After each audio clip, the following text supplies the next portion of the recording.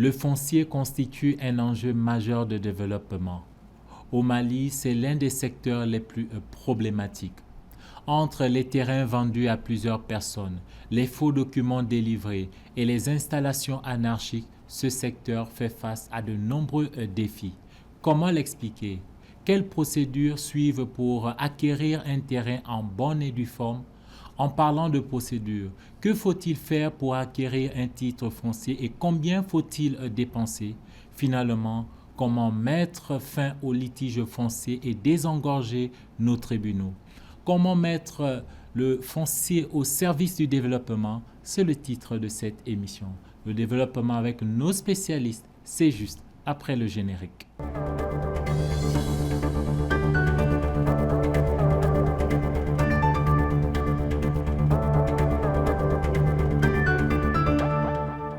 Bonsoir à tous et bienvenue dans Entreprendre, votre magazine dédié aux entrepreneurs et aux différents acteurs de l'économie. Notre débat de ce soir porte sur le foncier avec cette question centrale, comment mettre le foncier au service du développement?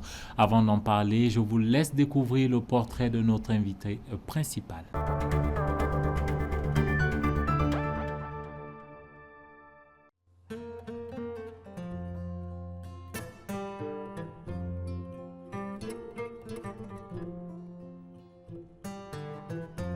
Ingénieur topographe, Yacouba Coulibaly est le président de l'Ordre des géomètres experts du Mali.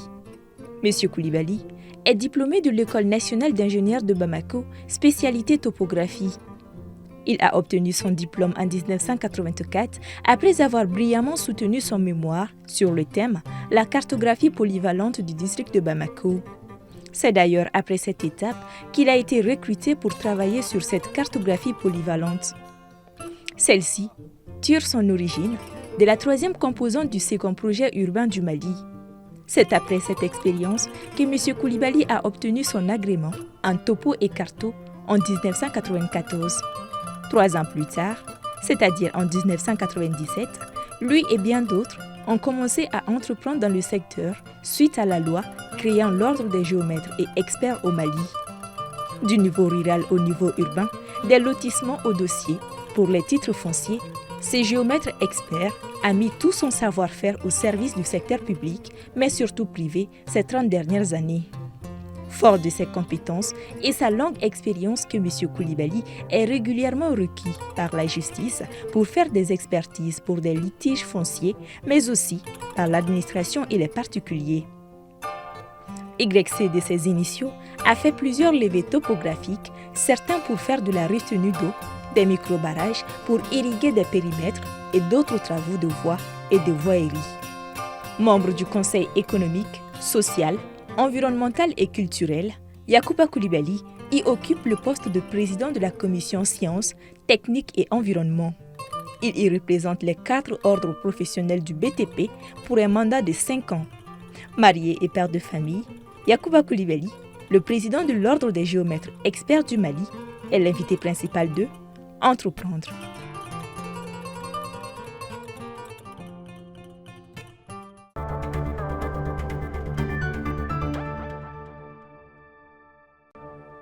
Compris notre invité principal est Yacouba Coulibaly, président de l'Ordre des géomètres experts du Mali. Monsieur Coulibaly, bonsoir et merci d'avoir accepté notre invitation. Bonsoir, monsieur Amar. Comme on a pu le voir dans votre portrait à l'instant, vous êtes donc le président de l'Ordre des géomètres. Déjà, pour nos téléspectateurs qui ne connaissent pas forcément cet ordre, est-ce que vous pouvez nous en dire un peu plus? Merci, monsieur Amar, de m'avoir reçu sur ce plateau. Avant tout propos, permettez-moi de féliciter, de saluer le président de la transition, le colonel Assimi Goïta, ainsi que le premier ministre, ainsi que les membres du gouvernement. Je n'oublie pas particulièrement mon ministre de tutelle, M. Imran Abdoulaye Touré. Et je formule mes vœux et mes prières en tant que chrétien évangélique à toute la nation malienne, que le Mali soit protégé par les forces divines contre les forces du mal. Et cela dit, l'ordre des géomètres experts est un des 4 ordres du BTP qui est créé par la loi 97-026 du 20 mai 1997. Et aujourd'hui, Je suis le président et l'ordre comporte à peu près 84 membres inscrits sur le tableau. Je vous invite à regarder ce grand angle qui nous amène à parler des litiges fonciers.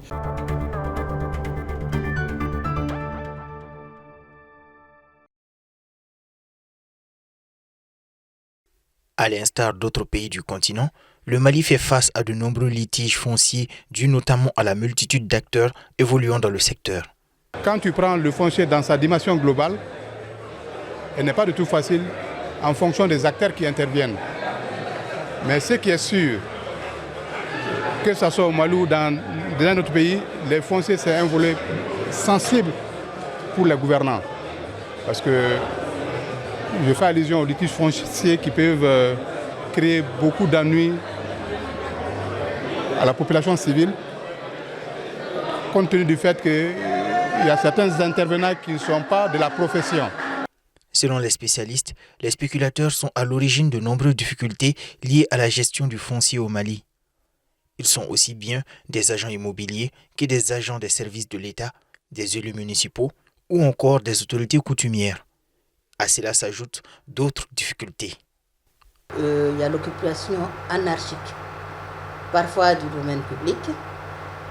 Il y a la lenteur dans le traitement des dossiers.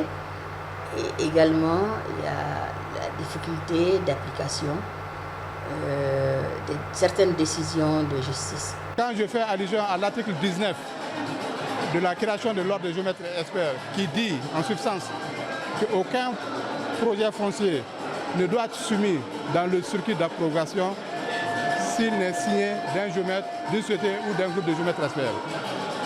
Donc la loi confère l'exclusivité de l'exercice de la profession aux géomètres experts.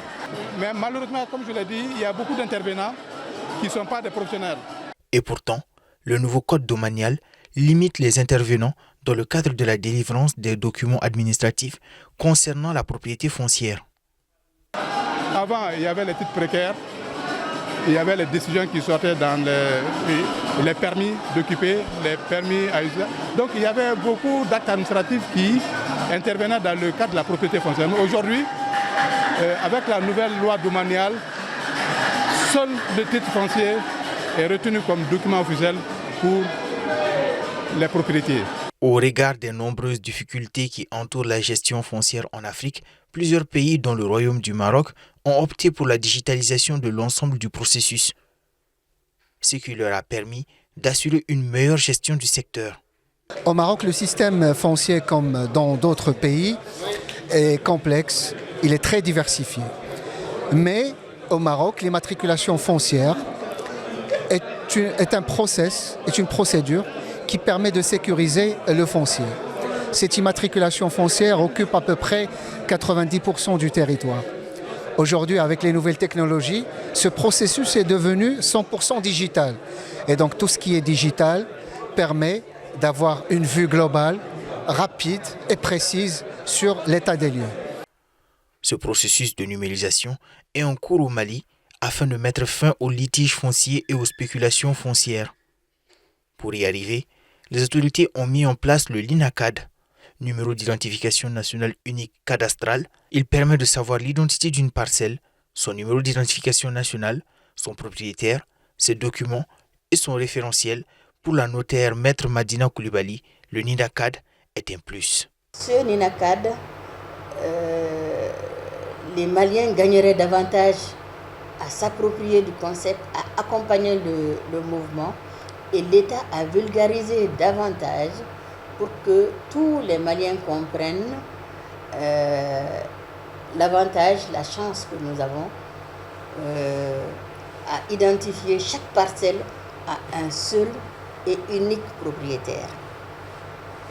Donc ça éviterait pas mal de contentieux, pas mal de conflits et pas mal de déconvenus. Et du coup, les tribunaux sont désengorgés, les dossiers sont plus faciles à traiter. Les litiges du foncier n'épargnent aucune couche de la population malienne. Ils touchent aussi bien les riches que les pauvres.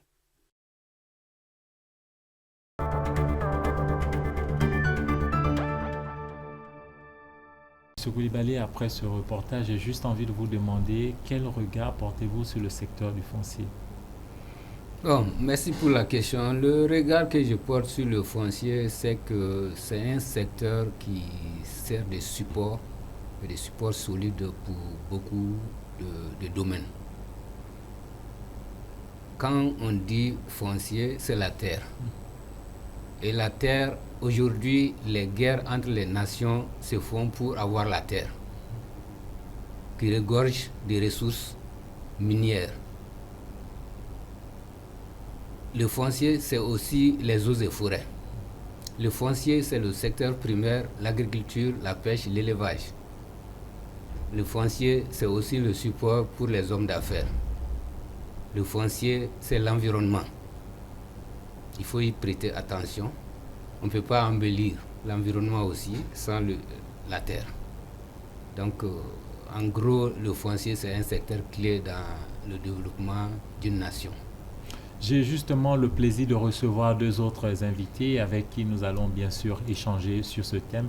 Je vais tout d'abord présenter Maître Cheikh Oumar Amadou Sangaré. Monsieur Sangaré, bonsoir et merci d'avoir accepté notre invitation. Bonsoir Monsieur Ahmad, tout le plaisir pour moi. Alors je rappelle que vous êtes membre de l'Ordre des notaires du Mali. Vous êtes chargé de la commission organisation et communication. Déjà, est-ce que là aussi vous pouvez brièvement nous parler de l'Ordre des notaires? Merci bien Monsieur Ahmad. L'Ordre des notaires, c'est une institution publique qui a été instituée par la loi 2013 portant statut des notaires. Donc l'Ordre a pour mission d'être un trait d'union entre les pouvoirs publics et les notaires. Donc c'est l'organe central qui organise la profession de notaire. Je vous rappelle que le notaire est un officier public et ministériel institué pour assurer le service public de la preuve. Donc à ce titre, il reçoit tous les actes et contrats que les particuliers, les services publics veulent donner ou doivent donner le caractère d'authenticité. Merci Monsieur Sangaré. On va bien sûr revenir en détail tout à l'heure sur vos différentes organisations pour voir quel rôle ils peuvent justement jouer dans cette question du foncier. J'ai le plaisir également de recevoir Djibril Koulibaly. Monsieur Koulibaly, bonsoir et merci d'avoir accepté notre invitation. Bonsoir Monsieur Amar. Vous êtes membre de l'Association des promoteurs immobiliers du Mali, APIM. Vous êtes également promoteur immobilier. Déjà, est-ce que vous pouvez nous parler également de votre association? L'Association des promoteurs immobiliers est une association qui a été mise en place par d'abord l'État du Mali, et en commençant par la SEMA, et puis après quelques privés qui sont venus. Après, il y a eu dans les années 95 la mise en place de l'Association des promoteurs immobiliers du Mali, et qui a continué avec Feu Albeka Kunta à l'immobilier, et qui après lui c'était Feu Moussa Koulibaly, et aujourd'hui sous la présidence de M. Souri Ibrahim Koulibaly et Souri Ibrahim Maïga, alors qui est notre président. Notre objectif est de faire la promotion de l'habitat et de tout autre équipement qui pourrait servir la ville. Donc le promoteur immobilier est pratiquement un chef d'orchestre pour l'aménagement de la ville à des desseins décents et économiques. Merci monsieur pour ces présentations. On va voir cette première infographie qui va nous permettre de mettre le pied dans le plat en parlant de quelques problématiques liées au foncier. Parmi ces problématiques, on parle bien sûr d'attribution ou de vente de terrain par des personnes non habilitées à le faire. On parle également de méconnaissance des textes par la population en matière d'achat et de vente de terrain. On parle également de mauvaise application des textes juridiques et la lenteur administrative. On parle également d'attribution d'une même parcelle à plusieurs personnes, la délivrance de faux documents, Monsieur Koulibaly. Ce sont là les principaux problèmes qui sont liés à ce secteur? Oui, ce sont là quelques principaux problèmes liés à ce secteur. Et c'est des situations qui amènent vraiment à créer des litiges fonciers alors qui perdurent et comme certains aiment à le dire, nous sommes assis sur une bombe à retardement.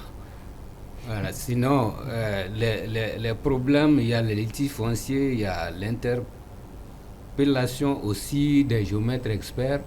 Mais pourquoi justement ils sont interpellés? Est-ce qu'ils n'ont pas, et là monsieur, je me permets de vous taquiner avec cette question, est-ce que vous aussi, acteurs du secteur, que ce soit géomètres, que ce soit notaires, que ce soit des topographes et bien d'autres, des acteurs immobiliers, vous n'avez pas aussi votre part de responsabilité dans ces litiges que l'on peut constater? Tout à l'heure, on parlait d'acteurs qui ne seraient pas forcément habilités, mais il y a aussi des acteurs qui sont habilités mais qui n'ont pas toute la morale qu'il faut. Bon, l'interpellation, ça a des sources diverses. Et je préfère parler de chaque cas. S'il y a un cas, il faut l'examiner et savoir pourquoi on est interpellé, pourquoi il y a ce problème. Voilà. Sinon, on peut accuser le géomètre à tort et puis il va se retrouver en tôle, alors qu'en réalité, il n'est pas responsable. Un exemple, en commune 2, il y a un juge d'instruction qui a eu à me saisir en tant que président. Alors, il m'a appelé, je suis allé, il a présenté un dossier contre un confrère. Bon, ils ont commencé à me poser des questions, j'y répondais. Après une question, j'ai dit, finalement, moi aussi j'ai une question. Quand je l'ai posée, bon, finalement, le juge s'est arrêté. Et je lui ai demandé s'il n'y a pas d'inconvénient, qu'on m'envoie le dossier complet par voie officielle. Je vais instruire le dossier et leur faire le retour. Quand j'ai fait cette instruction, le dossier, quand il a reçu mon rapport, vraiment, il était satisfait et la poursuite du confrère géomètre expert n'a plus eu lieu. Que faut-il comprendre par là? Par là, c'est un problème de compréhension du foncier. Tout le monde n'a pas la facilité de comprendre les problèmes du foncier. Monsieur Sangaré? Oui, justement, je rejoins sur ce point. C'est un domaine un peu complexe. Vous venez de parler des notaires tout de suite.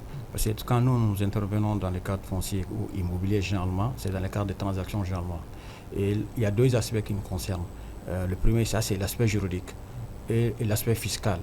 Sinon, la technicité, ça, c'est au niveau des topographes et des géomètres. Donc, nous, en ce qui nous concerne, c'est voir la capacité, tous les pouvoirs des parties, l'authenticité des titres fonciers avant d'engager une transaction sur le dit titre.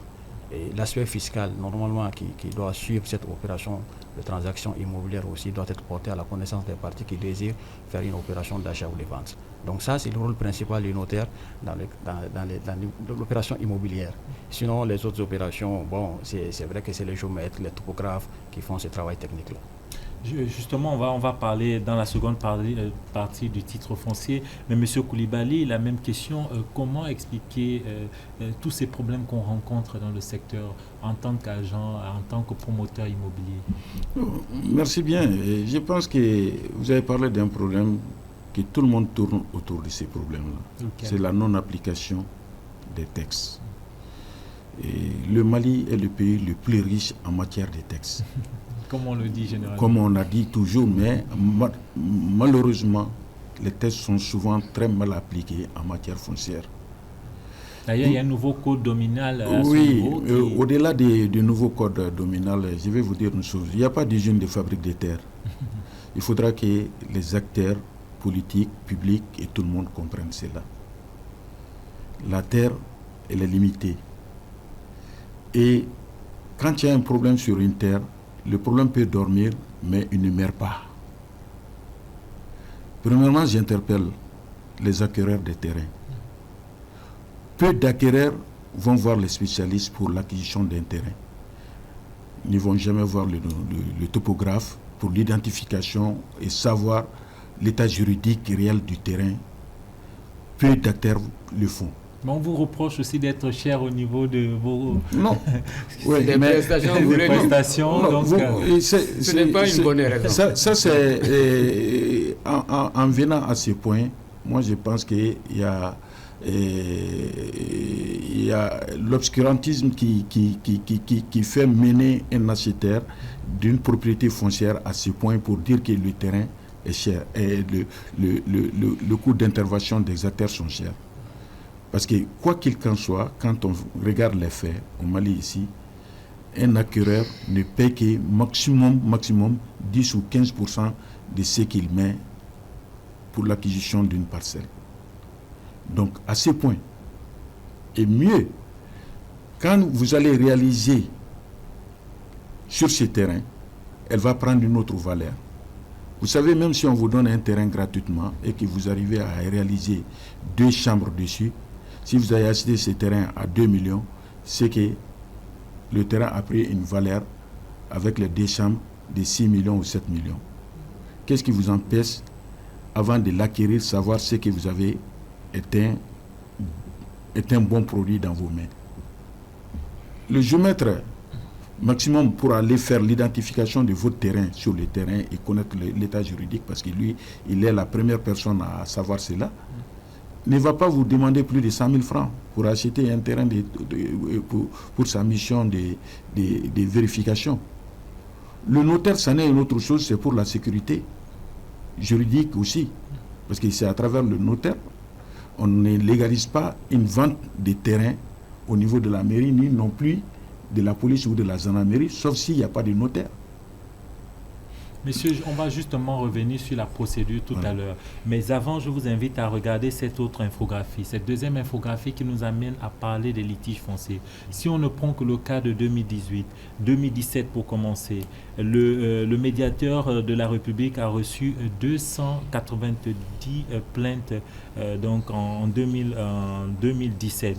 En 2018, c'est-à-dire un an plus tard, le médiateur de la République a reçu 454 plaintes, soit une augmentation en une année de 56,5%. Comment l'expliquer? Et là, on ne parle que de ceux qui sont allés vers le médiateur de la République. C'est que, M. Amar, vous n'avez pas encore les chiffres des tribunaux. Non, c'est justement là. Voilà, là-bas, on parle même de saturation, on parle des dossiers qui sont... Vous savez, dans les tribunaux, la première matière, c'est les fonciers. Qu'est-ce qui amène ça? Je pense que dans un premier temps, il y avait une multitude d'acteurs d'attribution de parcelles. Ça a posé un problème. Avec les réformes enclenchées, parce que depuis les États généraux de 2009, l'État quand même a mis en place des mécanismes juridiques. Parce qu'aujourd'hui, nous avons une loi qui régit uniquement les fonciers agricoles. Une autre loi. La LFA, je crois, la loi foncière agricole, c'est ça, de avril 2017. Une autre loi qui a été prise d'abord par ordonnance, puis ratifiée en 2021, qui régit cette fois-ci, qui porte sur la loi de monnaie foncière. Maintenant, on peut dire qu'avec cette réforme, si les acteurs s'y mettent, on pourra réduire les litiges. Parce qu'on va, pour les titres, en tout cas les terrains urbains, on est en train d'aller vers que les titres fonciers. Parce que le problème s'est posé au niveau des titres précaires. Au Mali, il y avait 2 sortes de titres, les titres fonciers et les titres précaires. Pour nos téléspectateurs, pour moi qui ne suis pas très au fait de la situation, quand on parle de titres précaires, on fait allusion à quoi exactement? On fait allusion au permis d'occuper, on fait allusion à l'aide d'attribution, on fait allusion à la concession urbaine à usage d'habitation, ou la concession urbaine à usage d'habitation. Donc ça n'a rien à voir avec un titre provisoire aussi. Voilà. Donc c'est la précarité, et les socialistes vont comprendre que parce que l'État vous donne l'autorisation d'occuper, mais le sol sur lequel vous êtes assis ne vous appartient pas encore parce que l'État n'a pas fait la cession. Donc le véritable réel titre de propriété qui existe au Mali, ça c'est le titre foncier. Donc cette politique avec la loi là, je pense que si on s'y met, peut-être dans les années à venir, on pourra mettre fin à ces problèmes de litige foncier. Monsieur Koulibaly. Bon, tout mon bonsoir aux éminents magistrats de notre pays. Alors, je n'oublie pas particulièrement le président de la Cour suprême, Monsieur Tira. Je n'oublie pas aussi le procureur Timbo de la Cour suprême. Alors, sur un plateau ailleurs, j'avais dit que la justice en est beaucoup pour les rebondissements et les jugements interminables. En fait, ce n'était pas pour jeter la pierre à un magistrat, mais je trouve à mon niveau, personnellement, que certains aspects de la loi, des lois juridiques qui permettent de juger les litiges, doivent être un peu revus pour que justice soit rendue rapidement et définitivement, et que les justiciables soient tranquilles. Voilà, c'était dans ce but-là. Et les tribunaux vont être pleins parce qu'il y a plusieurs causes de litiges fonciers, parmi lesquels d'abord il y a des titres fonciers faux qui se font fabriquer par des gens à tort et à travers et on les vend aux Maliens. Monsieur Coulibaly, pardon de vous couper 2 secondes sur ce point justement. Quand on parle de titres fonciers faux, on sait qu'il y a une procédure à suivre. On sait que ce sont des acteurs, j'allais dire, officiels qui interviennent dans le titre foncier. Bien sûr. Mais comment expliquer alors qu'on puisse avoir un titre foncier qui soit faux? Voilà. On ne passe pas par le circuit normal, c'est ce que ça veut dire? Pas dire? du tout. C'est-à-dire, la personne se débrouille certainement à avoir une copie vierge des titres fonciers, je ne sais pas comment. Ensuite, on prépare des bordereaux analytiques avec des données, soit anciennes ou inventées, que l'on colle dans la copie des titres fonciers avec des signatures apposées et des cachets imités ou peut-être même scannés. La même chose pour le plan du géomètre expert qu'on colle dedans. Mais très facilement, nous les géomètres experts, nous détectons la plupart des cas, les titres fonciers à partir du plan collé sur le titre foncier. Donc il faut être expert pour quand même ça c'est un fait réel, ce qu'il dit, parce que nous, en tant que notaire au quotidien, nous sommes avec les titres fonciers. C'est pourquoi avec l'administration des domaines, en tout cas Bamako et Akati, pour les réquisitions, quand on part pour les vérifications des titres, on est obligé d'amener aujourd'hui la copie originale. Parce qu'avec les photocopies, ce qu'il a dit, les faussaires font des scans, ils fabriquent des titres. Bon, c'est des titres qui vont faire affaire, ça va être référé à des titres qui existent déjà. Par exemple, ça va être référé à un numéro de titre foncier qui est déjà immatriculé, reconnu. Mais vous trouverez que l'original même de cette copie-là se trouve avec le véritable propriétaire. Donc, mais avec la vérification au niveau des domaines, ils arrivent maintenant à détecter les fausses copies, les fausses copies délivrées par ces gens-là. Donc, le titre, on dit toujours, et arrêtez-moi si je me trompe, le titre foncier inattaquable, je crois que c'est l'expression qui est employée. Bien sûr, parce que le titre foncier, comme il l'a dit, normalement, quand vous regardez toute la procédure de création du titre foncier, il ne doit pas avoir de faux titres. C'est pourquoi l'obtention d'un titre, ça prend du temps. On va justement parler de la procédure à suivre dans la seconde partie, je vous le promets. Monsieur Coulibaly, je vous ai vu, vous étiez en train vous tentiez de sourire parce que j'imagine que c'est une situation que vous rencontrez régulièrement dans le cadre de votre travail. Oui, et moi je dirais à mes 2 confrères notaires et géomètres de ne pas même parler des titres fonciers faux. Parce que ça va faire rebondir une autre situation. Il ne peut pas avoir un titre foncier faux, un faux titre foncier. C'est-à-dire? Parce que le titre foncier, c'est un document qui, à la réalisation du titre foncier, le titre est d'abord créé au nom de l'État, pas au nom de la personne. 1. 2, après que le titre soit créé, ça passe par beaucoup de livres.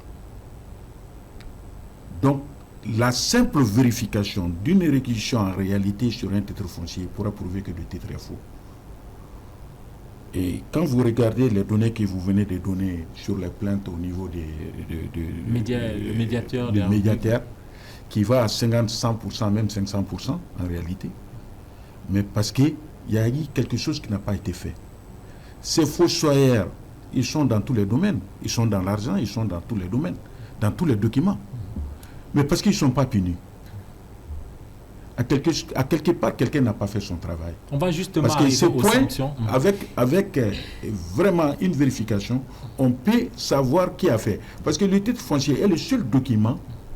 Quand tu fais du faux dessus, c'est tout de suite vu. Oui, M. Coulibaly, vous savez, ce n'est pas le titre en réalité qui est faux, mais la copie qui circule. Parce que vous savez, voilà, les documents, c'est l'État qui détient l'original de ces documents-là. C'est l'État qui détient l'original de tous les titres. Nous avons que les copies qui circulent entre nos mains.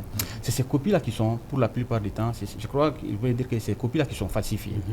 Et ça peut tromper celui-là qui n'est pas réellement dans le domaine. C'est ça. Parce que quand tu présentes une fausse copie, bien trempée avec la signature du chef du bureau, l'extrait du plan d'un géomètre. Donc le nom du géomètre. Je ne vous laisserai pas. En tant que le titre même, vous trouverez que le titre même existe peut-être dans les livres fonciers quand vous possible, vérifierez. tout comme ça peut ne pas exister. Oui, mais monsieur, juste, je vous laisse intervenir, monsieur Coulibaly, juste après cette autre infographie, puisque nous parlons de titres fonciers. Je vous invite justement à regarder cette autre infographie qui nous amène à comprendre comment, qu'est-ce qu'il faut déjà dépenser pour avoir un titre foncier, d'après la loi. Pour les titres fonciers, et monsieur Maître Sangaré, arrêtez-moi si je me trompe, le coût légal d'un titre foncier, on parle de droit d'enregistrement de 15% du titre du prix de la parcelle, on parle de droit de mutation de 1,5%, on parle de timbre de 35 000 francs CFA. C'est ça la procédure. Qu'est-ce qu'il faut faire pour acquérir un titre foncier en bonne et due forme? Qu'est-ce qu'il faut dépenser? C'est surtout ça la question. Bon, d'abord, la procédure, je crois qu'il y en a deux, parce qu'on peut on peut demander, il y a une session directe, on peut demander à ce qu'on crée le titre foncier sur une parcelle vierge. On peut partir d'une transformation d'un titre précaire, des titres précaires que je viens de citer, qui sont déjà existants, pour les transformer en titre foncier. Maintenant, le coût, je ne pourrais pas vous donner un coût exact pour les titres fonciers, parce que la parcelle est scellée. 15% du prix de la parcelle. Ça, c'est le côté fiscal. Ça, c'est le côté fiscal. Mais d'abord, le prix de cession, parce que ce taux-là est assis sur une assiette qui est le prix de cession. Donc l'État, dans le district de Bamako, en ce qui concerne les parcellisages d'habitation, si c'est les parcellisages d'habitation ordinaires, le mètre carré est scellé à 5 000 francs. Si c'est les zones résidentielles, le mètre carré est cédé à 20 000 francs. Donc ça va dépendre d'abord de la superficie de la parcelle en question. Ensuite, la valeur, l'assiette est assise. Ensuite, on applique les droits que vous venez de citer. 15%, ça c'est le droit d'enregistrement. Les 1,5 maintenant, il y a une révision récemment, ça a un peu évolué. On est maintenant à 1,7 au lieu de 1,5 pour l'inscription au livre foncier. Donc c'est 1,7 maintenant. Oui, il y a les droits des thèmes. Donc, qui sont bien sûr à 35 000 francs. Il y a un droit fixe aussi qui est à 36 000 francs. Donc, ça c'est l'aspect fiscal, mais le prix de cession est payé au trésor directement. Payé directement au trésor, ce qui permet bien sûr d'être transparent. Monsieur Coulibaly, je vous laisse terminer. Vous aviez commencé à parler, mais on parle d'un titre foncier, on parle de 6 mois, c'est ça, pour acquérir un titre foncier? Bon, le délai, il n'y a pas de délai fixe. Il n'y a pas de délai fixe parce que si on vous donne un délai, c'est à titre indicatif. Et la plupart du temps, c'est difficile à respecter. Mais on peut avoir une moyenne? Non. Ouais, c'est pas possible de connaître quelle est la moyenne. C'est pas pour facile. Acquérir ça. Au niveau des géomètres experts, notre intervention, nous pouvons la maîtriser. Mais le traitement du dossier au niveau de l'administration, c'est tout autre chose. Même si dans les textes, à titre d'exemple, si dans les textes on doit traiter en 15 jours, vous risquez de faire 2 mois, 3 mois sans pouvoir avoir une satisfaction. Donc, c'est vraiment pas facile. Non, c'est difficile de donner un délai pour un titre foncier. Bon, moi je dirais, tout ce que vous venez de parler, des 15%, des 5%, des 1,5%, ça c'est à une valeur déclarée. Un terrain payé par l'État, comme Maître Sangaré l'a dit, la zone ordinaire qui est à 5 000 francs ou la zone résidentielle qui est à 20 000 francs, par rapport à la superficie multipliée par cette valeur, ces taux seront appliqués. Mais si un promoteur paye ses terrains et qu'il l'aménage, il y a d'autres coûts qui vont s'y ajouter. Alors donc, ce n'est pas les 20 000 francs ou les 5 000 francs qui seront là. C'est le coût de la valeur ajoutée qui va s'y ajouter et ces taux-là vont s'appliquer sur ce montant. Donc il faut que les gens comprennent que le prix du mètre carré n'est pas seulement à 5 000 francs ou à 20 000 francs. Ça, c'est à l'acquisition avec l'État. Bien sûr. Et un terrain au quartier du fleuve n'aura pas la même valeur qu'à Faladier. Voilà, un terrain au quartier du fleuve ou un terrain à l'ACI 2000 ici qui fait 500 000 ou 600 000 francs le mètre carré. Alors si vous payez 1000 mètres carrés là, ça fait combien? Et les taux seront appliqués à cela. Et sans que maître n'a pas parlé, il y a le débours du notaire qui s'y ajoute à la valeur. Oui, mais si c'est une vente entre tiers. Non, le débours du notaire, voilà. Ça c'est si c'est la transaction. Voilà. Là, l'aspect qu'on vient de dire, ça c'est lors de la création, en fait, de la cession. Si l'État cède le titre foncier. Mais le titre foncier est déjà créé. Vous avez votre copie, vous voulez le vendre à quelqu'un. En ce moment, obligatoirement, c'est la loi même qui le dit. Quand vous regardez l'article 154 de la loi domaniale foncière, vous êtes obligé de passer devant le notaire pour pouvoir faire la vente. Donc dans ce cas, il y a les émoluments du notaire. Mais avant les émoluments du notaire, il y a la fiscalité ensuite qui vient encore. Parce que les titres fonciers aujourd'hui, quand vous regardez le code domanial, le code général des impôts, les titres fonciers normalement sont enregistrés à 15%, si c'est à usage d'habitation, même à usage industriel ou agricole. Les titres, les parcelles à usage d'habitation qui ne font pas l'objet des titres fonciers sont enregistrés à 7%. Mais maintenant, c'est le lieu pour moi de féliciter l'ordre des notaires à travers son président et les plus hautes autorités, parce que depuis quelques mois, on est quand même parvenu à appliquer une loi que vous avez fait passer en 2001, la loi sur le financement de l'habitat. Oui, voilà, sur le financement de la loi de la promotion immobilière. Mais l'habitat n'est toujours pas fiscalisé à ce que je sache. Non, c'est parler de financement, c'est-à-dire. C'est-à-dire que je vais en venir. En fait, il y a une loi qui a été votée en 2001 sur le financement de l'habitat. C'était pour faciliter l'acquisition des maisons, des parcelles d'habitation. Bon, ce qu'on appelle logements sociaux, c'est ça? Oui, ceux qui font des prêts bancaires pour les logements sociaux. À la suite d'un prêt bancaire, ou même si ce n'est pas un prêt bancaire. Parce que quand vous regardez, on a fait le constat, quand vous regardez la sous-région, on avait le taux le plus élevé en matière de droit d'enregistrement. Donc, mais dans cette loi-là, il y a une exception. Donc, les taux sont maintenant de 2%, si l'assiette ne dépasse pas 8 millions. Et de 5%, si l'assiette ne dépasse pas 15 millions. Voilà, ainsi de 10% si l'assiette ne dépasse pas 30 millions. Au-delà, maintenant, c'est 15%. Mais à condition que la parcelle soit à usage exclusif d'habitation. Donc, cela veut dire qu'il y a des vocations pour les parcelles, le président peut le confirmer. Il y a des parcelles qui sont loties depuis dès l'arrondissement dit, ces parcelles-là sont à usage d'habitation. Ces zones-là sont à usage commercial. Ces autres zones sont à usage industriel. Et ils ne rentrent pas dans le cadre de ce que je viens de citer tout de suite. Messieurs, justement, on va parler quelques secondes des atouts du foncier malien. On parle de reconnaissance du droit coutumier qui constitue un véritable atout pour les paysans notamment. On parle de réduction des intervenants dans le foncier et une suppression de l'acquisition de titres provisoires.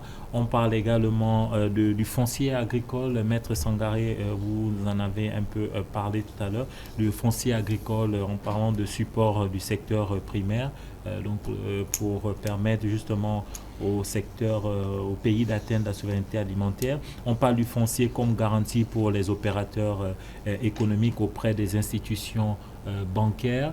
Et là, à ce niveau, et arrêtez-moi encore si je me trompe, mais il se dit que des faux titres fonciers ont été donnés à des institutions bancaires pour servir de garantie. Après, ces institutions sont parties regarder, il n'y avait rien de concret.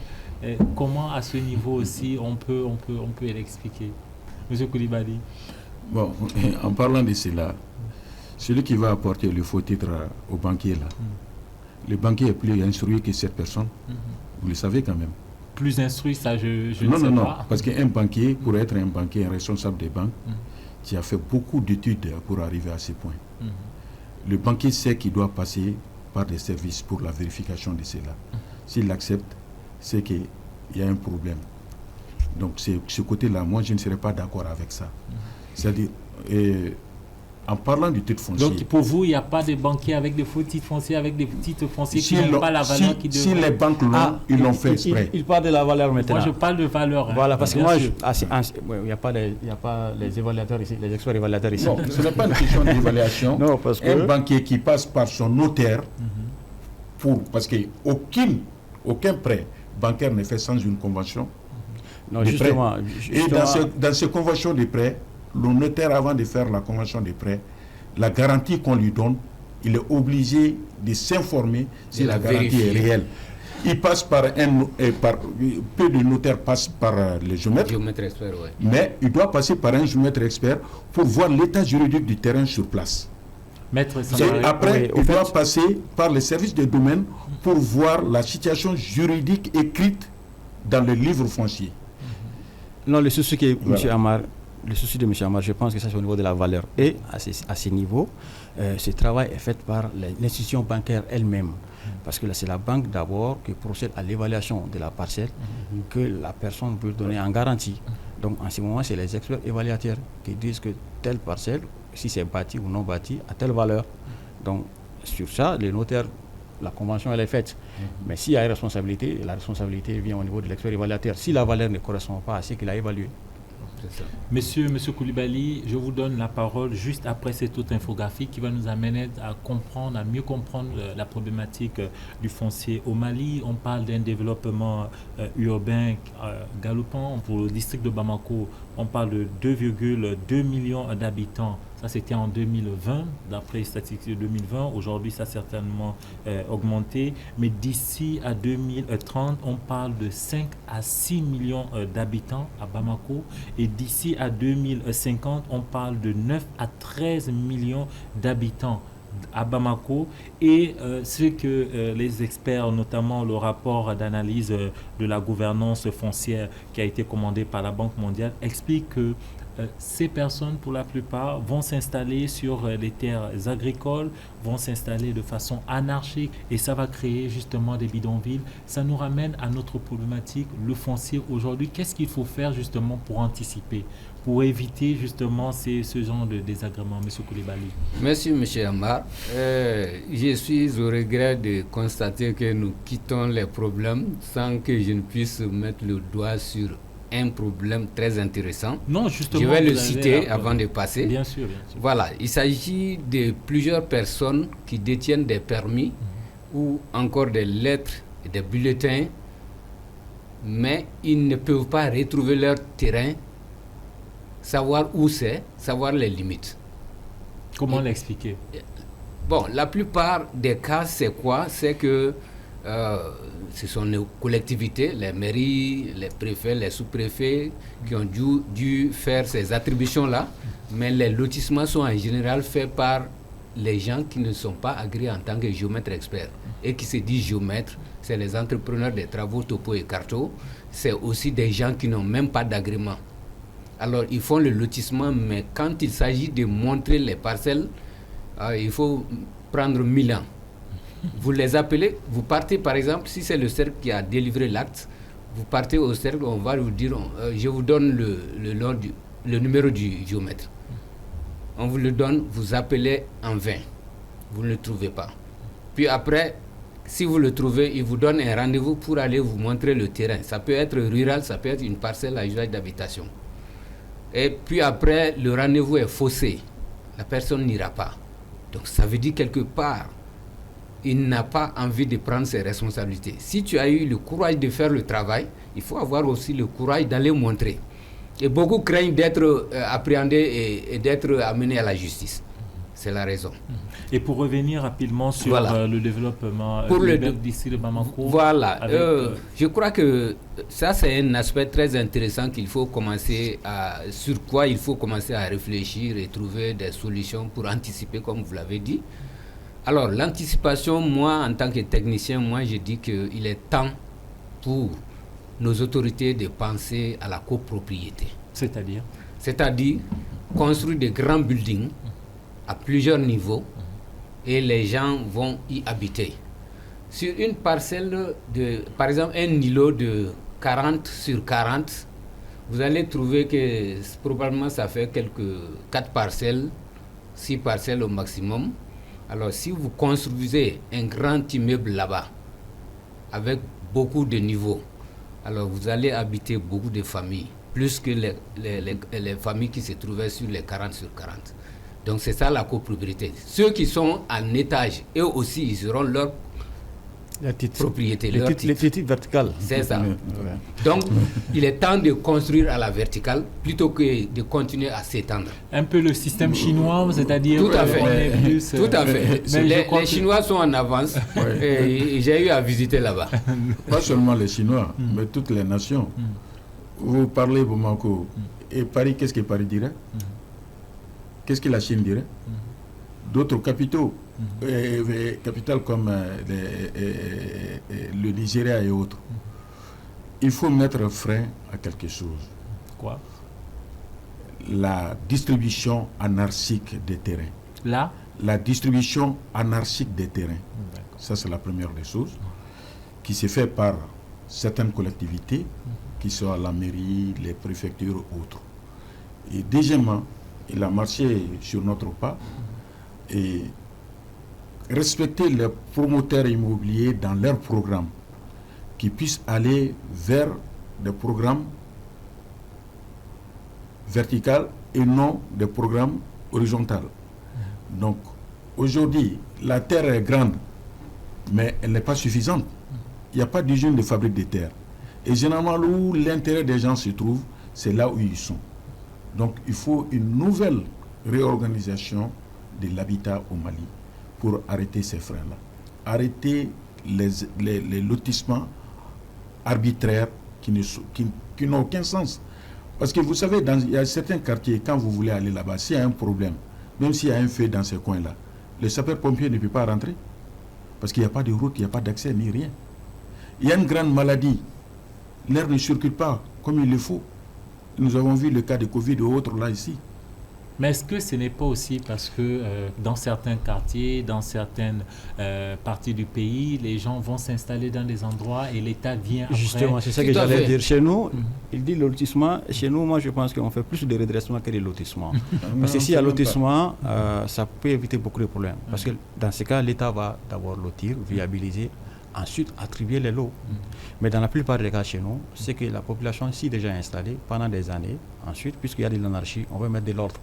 Donc on ne fait que redresser en réalité. On ne peut pas lotir parce qu'il n'y a pas des équipements qui la zone de l'aéroport où les gens se sont installés, ils ont conçu même des maisons en étage pour certains. Et sinon, moi je pense qu'avec un peu de civisme, on pourra éviter tout ça. Parce que, en tout cas, il y a une fois, comme il a dit, on a les meilleurs textes. Depuis 2021, on a déjà interdit aux collectivités, les mairies, de délivrer des CIH. Mais malheureusement, des CIH continuent à être délivrés. Si l'État, la collectivité, tout le monde s'y met, la loi que nous-mêmes nous avons votée pour le bien commun de tous, on s'y met à appliquer, il n'y a pas de problème, on va quitter ça. Mais le problème, c'est le civisme au Mali.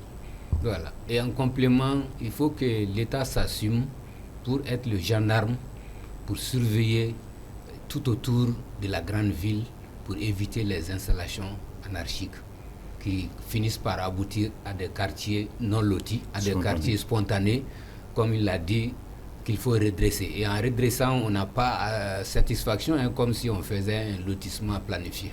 Monsieur, on va voir cette autre infographie qui nous amène toujours à parler du développement urbain, mais cette fois-ci au Mali de façon générale. En parlant des villes du Mali, on parle d'une démographie des villes secondaires qui devrait passer de 4 millions actuellement à d'ici à 2030 à entre 14 et 15 millions. D'ici à 2030, donc dans nos villes secondaires, villes de l'intérieur du pays. Et d'ici à 2050, ces villes devraient passer de 27 à 37 millions d'ici à 2050. Ça veut dire que la problématique elle est toujours là, celle de le loger. On sait que chaque Malien veut se loger, veut être dans sa maison. C'est vraiment quelque chose qui est ancré en chacun de nous. Ouais. Mais après, on se rend compte aussi que, et M. Koulibaly, vous le soulignez tout à l'heure, que le prix des parcelles sont en perpétuelle augmentation, pour le dire simplement. Ça veut dire qu'on est condamné parce que les gens qui vont s'installer de façon anarchique dans certains lieux, c'est la raison qu'ils évoquent. Ils disent que les parcelles sont de plus en plus chères. Et M. Koulibaly? Bon, en parlant de l'augmentation de la population dans la ville, moi je pense que les États africains, pas seulement pour le Mali, peuvent créer des activités économiques dans les grandes régions. C'est-à-dire dans les régions. Parce que tout le monde vient à Bamako ici, parce que tout, il faut... Mais là, on parle justement de l'ensemble des villes. On parle des villes secondaires, là on ne parle plus que de Bamako. Voilà. Donc ça peut être Sikasso, ça peut être... Voilà. Mais dans les régions, qu'est-ce qui est fait pour le développement? L'agriculture qui est le travail primaire de tout le monde. 80% de la population travaille dans le secteur. En réalité, il n'y a pas d'ouvriers agricoles. Tout le monde veut être seulement commerçant.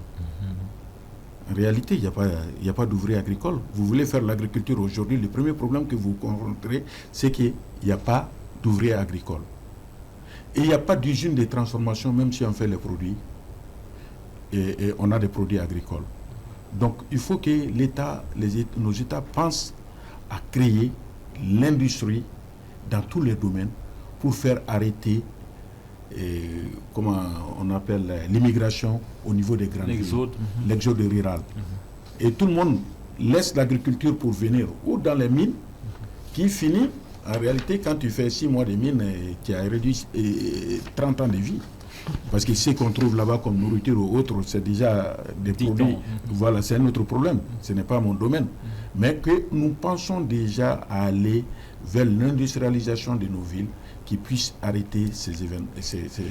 Monsieur, en 30 secondes, avant de marquer une pause. Oui, voilà. Donc, je crois que son souci, c'était comment loger tout le monde, même dans les grandes villes, à l'intérieur.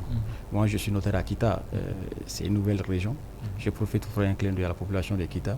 Je pense qu'il faut anticiper seulement. Anticiper parce que c'est des zones qui n'ont pas, où la terre, en tout cas dans la commune urbaine, l'enjeu n'est pas de terre Kabamako. Donc l'État peut anticiper en faisant des lotissements avant les attributions. Et cette politique de logements sociaux aussi qu'on a commencé et continuer cela. Parce que dans ces zones-là, il y a des terres disponibles. Mais si on n'anticipe pas, les gens, comme vous l'avez dit, spontanément, on va encore créer des quartiers spontanés. Donc ça va mener toujours.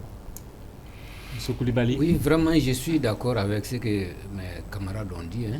C'est purement cela, il faut anticiper, prévoir des lotissements officiels, ne serait-ce qu'avec l'État, même avec les promoteurs immobiliers, même avec des particuliers, mais peut-être que les promoteurs immobiliers ne voudraient pas cela. Voilà, ils veulent que ça passe par eux. Alors, il faut aussi penser à répartir un peu l'industrialisation. Faire l'industrialisation, mais que ce ne soit pas concentré en un seul lieu. Alors, je crois que ça pourra permettre de résorber beaucoup de problèmes. Messieurs, nous marquons une courte pause et on se retrouve dans une poignée de secondes. Chers téléspectateurs, vous qui voulez peut-être avoir un titre foncier en bonne et due forme, ou bien vous voulez savoir quelle procédure suivre pour acquérir un terrain, une parcelle dans les normes, ne ratez pas cette seconde partie avec nos invités.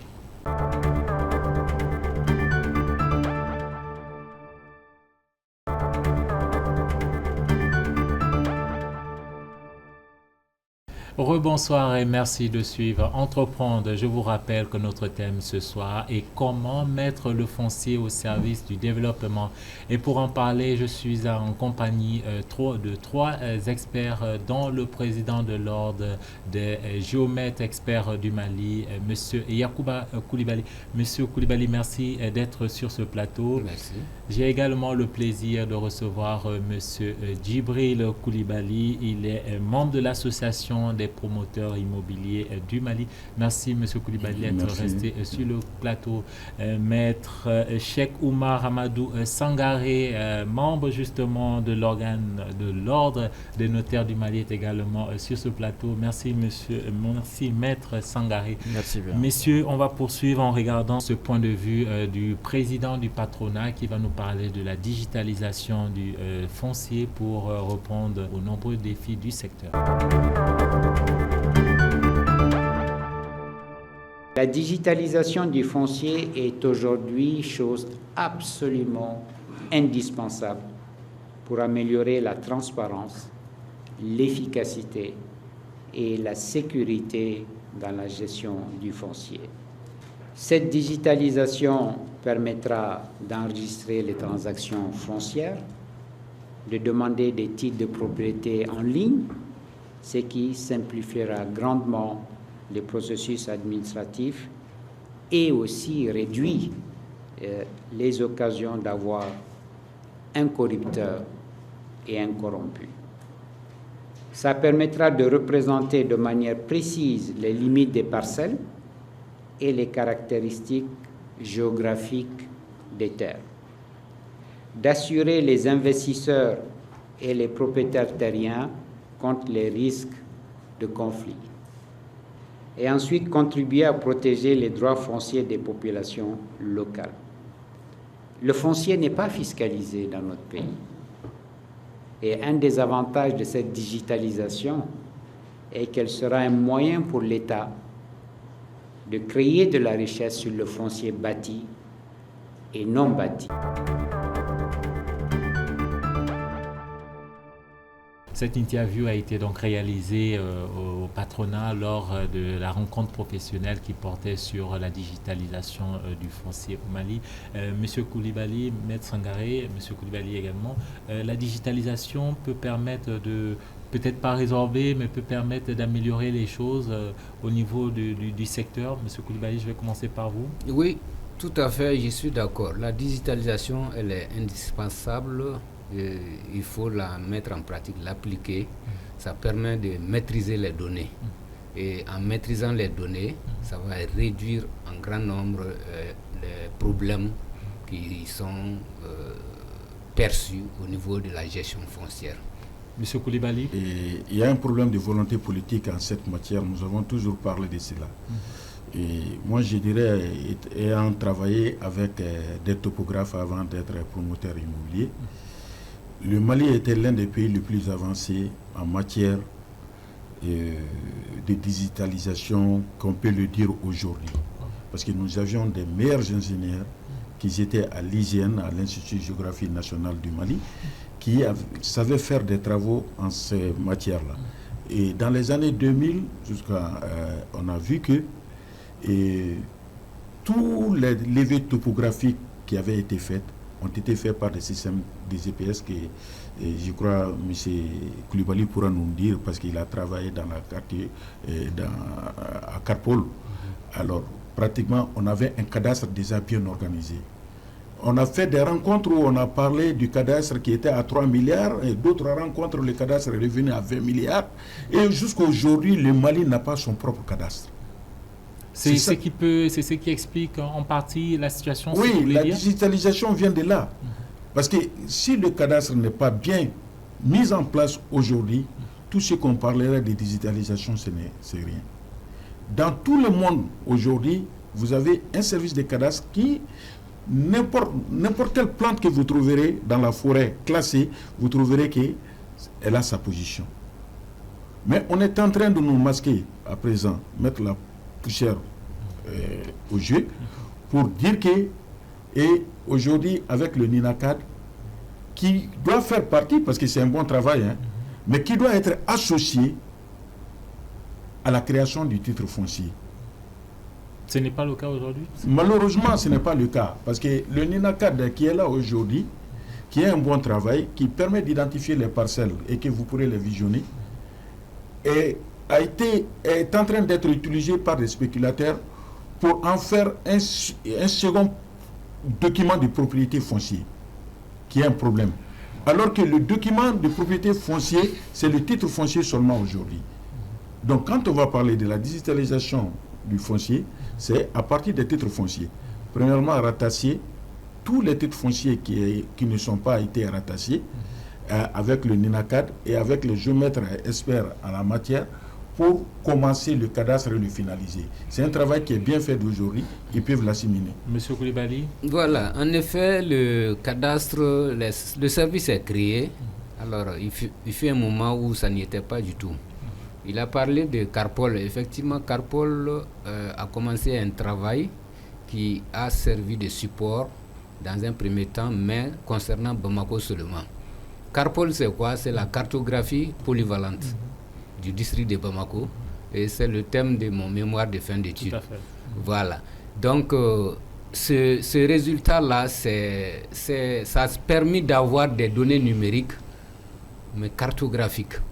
Alors, les parcelles, toutes les parcelles pratiquement ont été dessinées. Bamako et environ.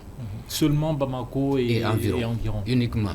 Alors, ces données figuraient sous forme de fichiers. Mais je suis au regret aujourd'hui que ces bandes de données ne puissent être exploitables encore. Pourquoi? La mauvaise conservation, mauvaise conservation et la technologie avançant, alors une mise à jour, sinon un transfert de technologie n'a pas été fait. Et les bandes ne sont plus lisibles, parce que c'était sur des bandes magnétiques auparavant. Et ces bandes magnétiques ne sont plus lisibles parce que le lecteur lui-même est défectueux. Alors, donc les données sont la plupart du temps perdues comme ça.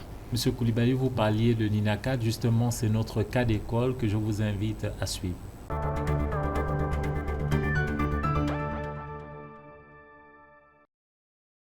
Afin de mettre fin aux litiges fonciers assignés au secteur, les pouvoirs publics ont misé sur le Ninacad, numéro d'identification national unique cadastral.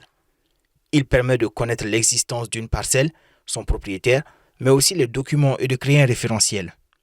Concrètement, comment ça marche? Le Ninacad est avant tout une application mobile gratuite permettant aux résidents maliens d'identifier leurs parcelles et de connaître leur numéro d'identification national unique cadastral. Pour cela, l'utilisateur doit ouvrir l'application en se tenant au milieu de sa maison, de sa parcelle ou de son champ.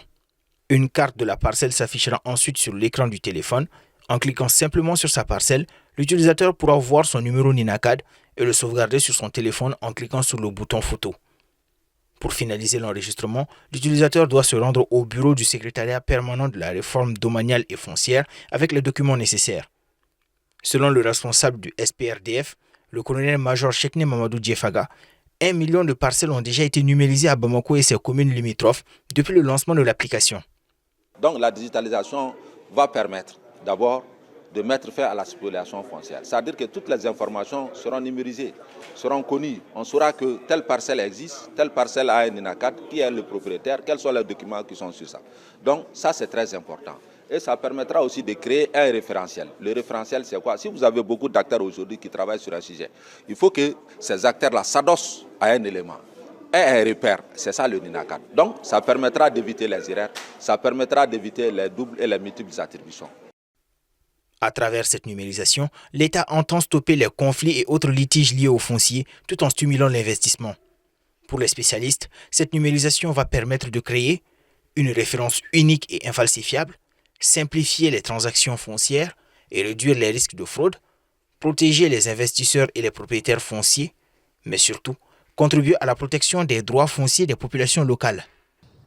Désormais, le Ninacad est le référentiel pour le service des domaines, les impôts, le cadastre et tout acteur, même les notaires, tout acte qui sera établi sur le foncier.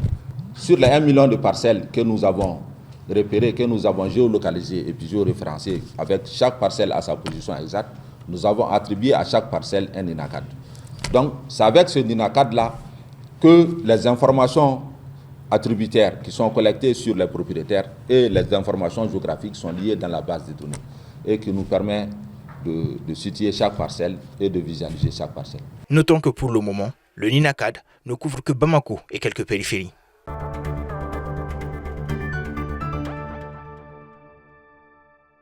Maître Sangaré, oui. On parlait de digitalisation. Aujourd'hui, il y a un processus qui est en cours, le Ninacad. Déjà, en tant que notaire, comment est-ce que quel regard vous portez sur cette question du Ninacad? Écoutez, d'abord sur la digitalisation, l'Ordre des notaires à travers ses visites dans les pays voisins, on peut constater que dans certains pays déjà, ils sont très avancés en matière de digitalisation. Même la procédure d'immatriculation et la procédure de mutation, au fait, les opérations devant notaire, depuis son bureau, il enregistre au niveau du service des domaines. Donc la mutation, elle est faite, tout est fait de façon numérique et papier zéro au fait. Je crois qu'un jour on va parvenir à ce stade-là. Le défi quand même est énorme, mais ce n'est pas impossible parce que digitalisation va demander...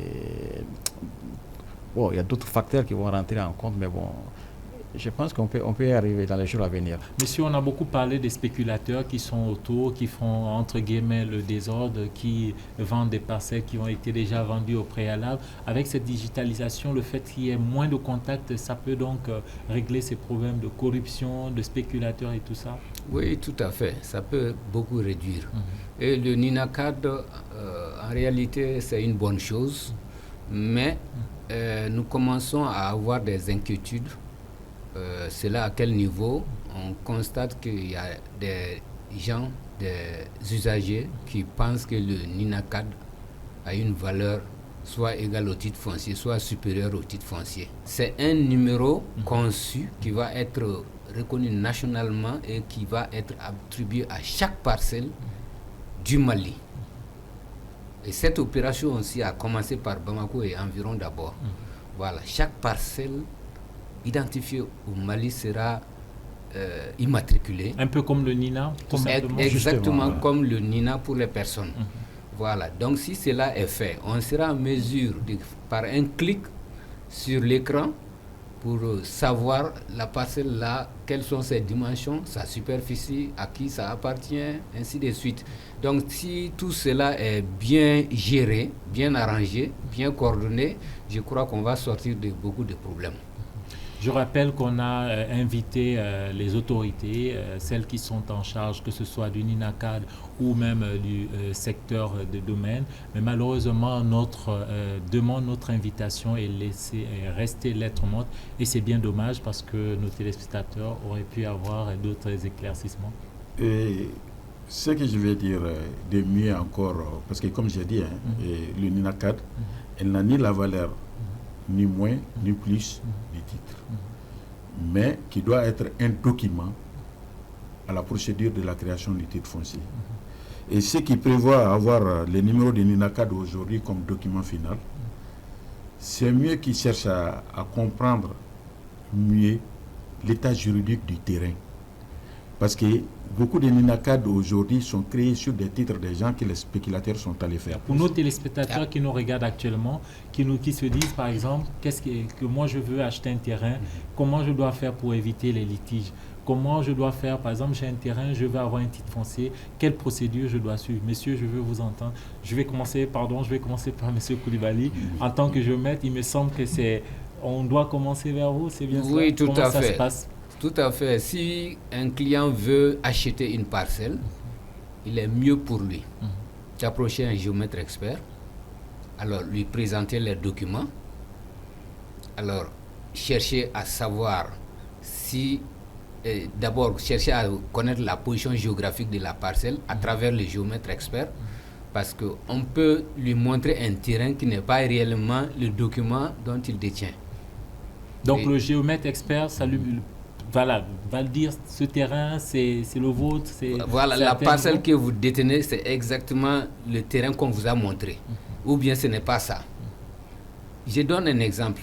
Il y a un notaire de la place qui, à chaque fois qu'il y a un problème de transaction à faire, elle dit au requérant d'aller voir un géomètre. Et la personne m'indique, on va me voir, on me présente les documents, mais cela trouve que le notaire lui-même a fait les vérifications au niveau des structures administratives. Donc le notaire doit faire une vérification au préalable. Voilà. Ensuite, c'est à votre niveau. Maintenant, on est parti sur le terrain. Le document qu'on m'a présenté n'était pas la parcelle qu'on leur a montrée.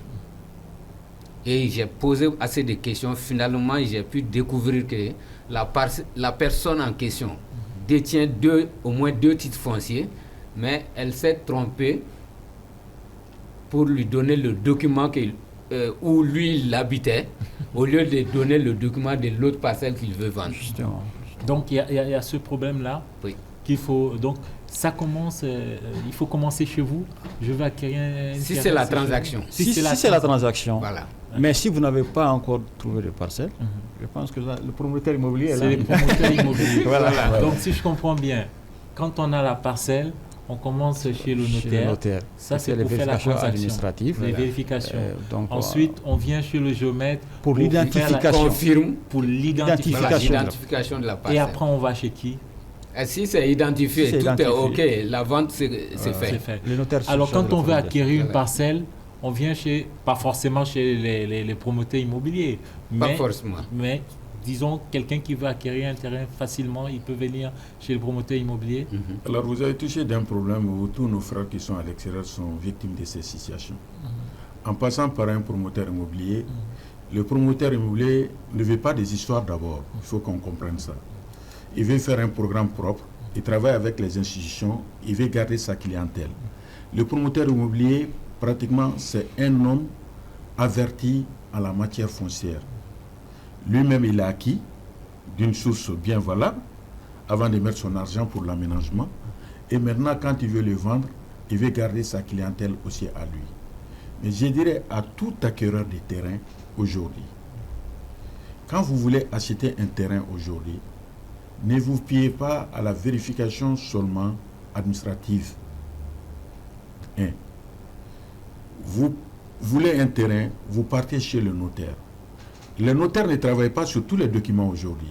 Tous les notaires qui sont à Bamako, au Mali aujourd'hui, savent déjà qu'il y a des documents. Dès qu'on les présente, ils diront que non, nous, on travaille pas sur, nous ne sommes pas habilités à travailler sur ces documents. Ils ne vont pas travailler sur les droits coutumiers, ils ne vont pas travailler sur des documents précaires, qui est les convocations, les lettres d'attribution et certaines, en tout cas certaines lettres d'attribution qui ne sont pas valables. Mais même s'ils le font, ils vont faire leur vérification administrative. Après leur vérification administrative, ils vont au fond pour voir un géomètre expert qui peut dire que voilà le terrain que vous avez parlé, ce terrain n'est pas à Bamako, il est à Kati. Ou ce terrain n'est pas même à Kati, il est à Koulikoro. Donc le géomètre peut faire ce travail à travers le plan de lotissement, à travers les coordonnées topographiques et qui va mettre le notaire en confiance pour finaliser le travail. Donc il y a une procédure à suivre, il faut respecter cela. Les acteurs. Et puis encore mieux, j'ai dit encore, il faudra que nous maintenant, parce que vous savez ce qui est très grave, que vous réalisez une maison, après 10 ans ou 15 ans qu'on vient casser cette maison. C'est vrai que c'est problématique. Et c'est problématique. Donc que nous acceptons de respecter les professions. Il faut que les Maliens commencent à respecter les professions. Le géomètre expert, ce n'est pas n'importe qui. C'est quelqu'un qui est venu 5 ans ou 4 ans après le bac. Le notaire, ce n'est pas n'importe qui, c'est la même chose. Le promoteur immobilier, c'est quelqu'un qui a cherché son argent, qu'il soit intellectuel ou pas intellectuel, il ne va pas mettre son argent dans les problèmes. Il ne va pas prendre des garanties dans les problèmes. Et il aimerait garder sa clientèle pour pouvoir faire d'autres projets. Donc respectons les métiers et ça va faciliter les Messieurs, nous sommes arrivés au terme de cette émission. Je vais vous donner vraiment 30 secondes à chacun pour conclure. Je vais commencer par vous, M. Koulibaly. Pour assainir une économie aujourd'hui, on a besoin du foncier. Un industriel ne peut pas mettre son industrie entre le ciel et le bas. Il va le mettre sur un terrain. Et il a besoin d'avoir un terrain propre et garanti.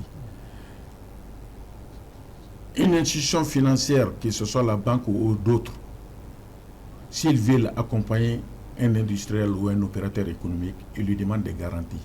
Et ces garanties, souvent, ne sont prises que sur une hypothèque sur un bien immobilier. Bien sûr. Donc, il faut que cela soit propre pour que lui aussi puisse mettre son argent.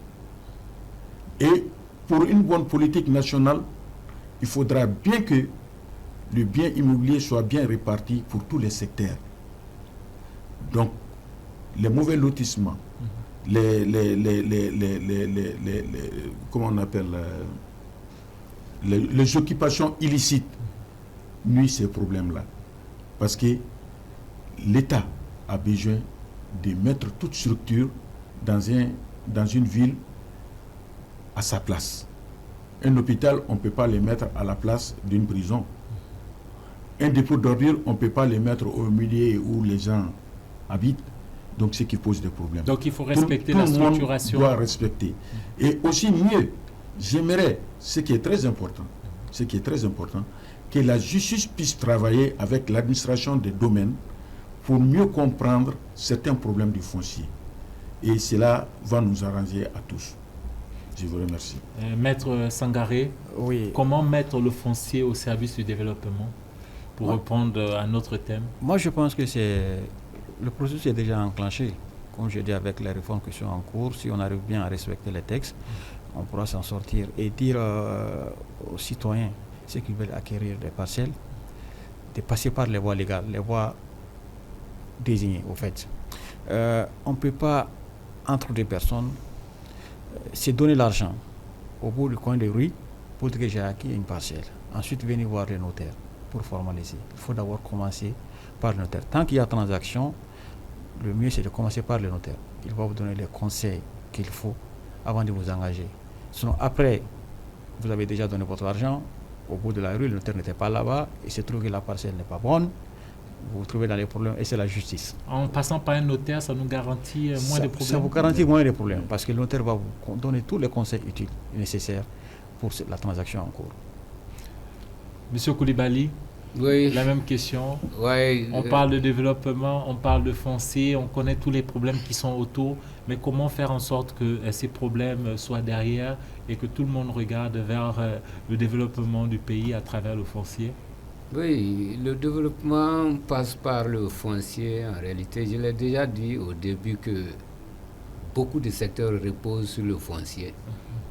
Les mines, l'agriculture, l'élevage, la pêche, les eaux et forêts et beaucoup d'autres. Alors, ce qui fait que, tout comme l'industrialisation, c'est un élément clé, ce qui fait qu'il convient que nos autorités prennent leurs responsabilités pour appliquer les textes sans complaisance et sans aussi exagérer. Ensuite, j'en appelle aux usagers de ne pas aller vers des gens qui ne sont pas spécialistes en la matière. Donc, c'est tourner vers les géomètres experts. Nous sommes des techniciens, c'est vrai, mais nous sommes aussi des conseillers. Voilà, donc si les usagers se tournent vers les notaires, les géomètres experts et les promoteurs immobiliers, vraiment je pense que dans la plupart des cas, ils pourront se tirer d'affaires pour ne pas tomber dans des cas de problème. Merci, messieurs, d'être venus débattre de notre thème ce soir qui était comment mettre le foncier au service du développement. Merci, monsieur Djibril Koulibaly. Je rappelle que vous êtes membre de l'association des promoteurs immobiliers du Mali. Merci, maître Cheikh Oumar Amadou Sangaré, membre de l'Ordre des notaires du Mali. Vous êtes chargé de la commission organisation et communication. Merci également, monsieur Yacouba Koulibaly, président de l'Ordre des géomètres experts du Mali. Merci à vous, chers téléspectateurs, de nous avoir suivis et à très bientôt sur Thème.